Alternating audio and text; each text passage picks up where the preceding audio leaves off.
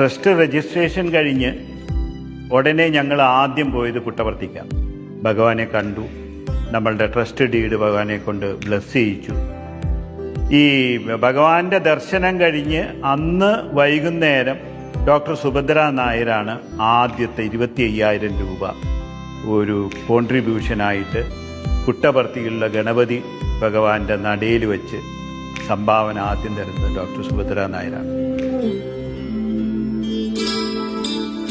ശരണമില്ലാത്തവർക്ക് ശരണവും, ഭക്ഷണമില്ലാത്തവർക്ക് ഭക്ഷണവും, ഭവനമില്ലാത്തവർക്ക് ഭവനവും, വഴിയില്ലാത്തവർക്ക് വഴിയും ഒരുക്കലാണ് തന്റെ ജീവിത നിയോഗം എന്ന് അസന്നിഗ്ധമായി ബോധ്യപ്പെടുകയായിരുന്നു.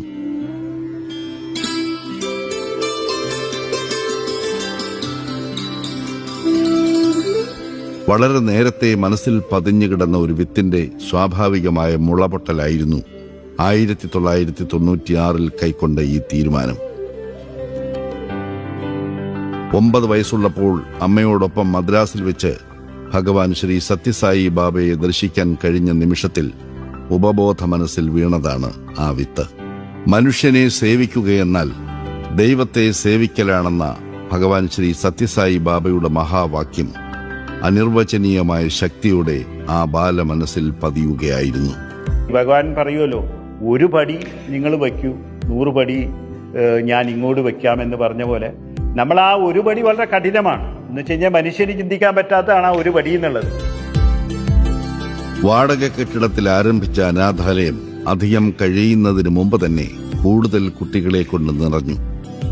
വർദ്ധിച്ചുവരുന്ന ആവശ്യങ്ങൾ നിറവേറ്റാൻ സ്വന്തമായി സ്ഥലവും കെട്ടിടങ്ങളും അനിവാര്യമായി തീർന്നു. തോന്നയ്ക്കലിനടുത്ത് പ്രകൃതി രമണീയവും പ്രശാന്തവുമായ ഒരു താഴ്വര കണ്ടെത്തിയെങ്കിലും സ്ഥലം സ്വന്തമാക്കുക എളുപ്പമായിരുന്നില്ല. ആ ഒരു കാലഘട്ടത്തിലാണ് എൻ്റെ നല്ല ഒരു സുഹൃത്തായ സായി ഭക്തനായ സുനിൽ ഗവാസ്കർ ഇതിന് തറക്കല്ലിടാൻ നമ്മൾ തീരുമാനിച്ചു. അങ്ങനെ സുനിൽ ഗവാസ്കർ പെട്ടെന്ന് പലതവണ ഇങ്ങനെ ബന്ധപ്പെട്ടു. ഒരു ദിവസം പെട്ടെന്ന് വിളിച്ച് ഡേറ്റ് തന്നു.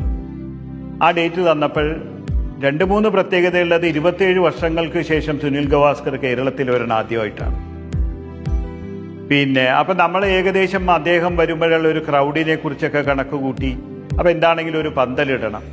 അങ്ങനെ ജബ്ബാർ സാഹിബ് എന്ന് പറഞ്ഞ് ഈ മുസ്ലിം ഫാമിലി പ്രോപ്പർട്ടിയുടെ തലവൻ ജബ്ബാർ സാഹിബിനെ ഞാൻ പോയി കണ്ടു. ഞാൻ പറഞ്ഞു, ഇങ്ങനെ സുനിൽ ഗവാസ്കർ വരുന്നു, നമ്മളൊരു 15,000 ആളുകൾ വരുന്നുള്ള പ്രതീക്ഷയുണ്ട്, അപ്പം നമുക്കൊരു പന്തലിടണം, 24 മണിക്കൂർ കഴിയുമ്പോൾ അത് അഴിച്ചു മാറ്റാം. അപ്പോൾ ജബ്ബാർ സാഹിബ് ചായയെല്ലാം തന്നിട്ട് എൻ്റെ അടുക്ക പറഞ്ഞു, സാറ് സായിഗ്രാമം ഉണ്ടാക്കും, യാതൊരു സംശയവും. 4 തവണ കൊടുത്ത എഗ്രിമെന്റ് തെറ്റി. എൻ്റെ സഹോദരിയുണ്ട്, സഹോദരന്മാരുണ്ട്. സാറ് പറയുന്ന അവർ കേൾക്കൂല, ഞാൻ കേൾക്കും. എൻ്റെ പ്രോപ്പർട്ടിയിലല്ല സാർ ഇപ്പം പന്തലിടാൻ ഉദ്ദേശിക്കുന്നത്. അത് കാരണം ഒരു കാരണവശാലും ഇത് നടക്കൂല എന്ന് പറഞ്ഞ് അദ്ദേഹം ചായയെല്ലാം തന്ന് ഞാൻ അവിടെ നിന്ന് ചമ്മി ഇറങ്ങി.